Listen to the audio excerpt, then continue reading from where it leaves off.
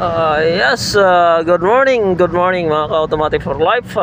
Dito tayo ngayon, ang ating schedule ay narito tayo sa Global Pinoy Automatic Transmission Specialist, Lemery Branch. Ayan po yung katabi po ng Clean Fuel Gas Station. So ito po, papasok po tayo dito. Meron tayong schedule ngayon na bubuuin. Ito ay Hyundai Tucson. So dala na po natin yung ating pyesa. At ayan na, dito na tayo. So, yun. Ito.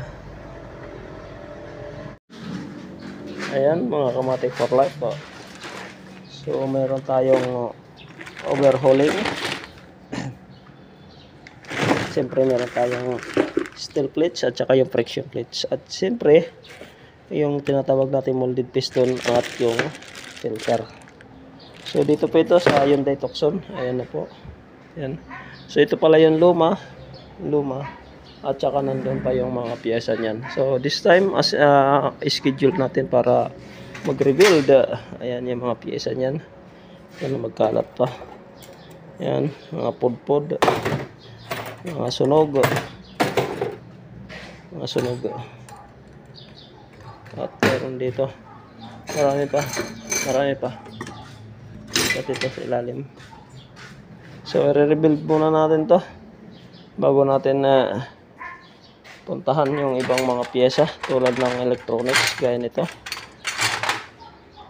Titingnan natin to kung okay naman, kung wala naman mga problema dyan. So ito na yan, Hyundai Tucson. Ayan sir, mag-start na tayo mag-rebuild ng yung transmission para sa Hyundai Tucson. Ayan, full rebuild po tayo. Ayan.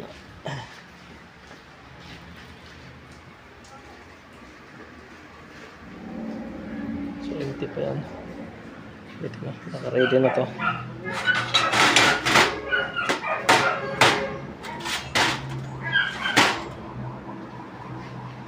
Ayan, preparation. Andito yung mga kasama ko.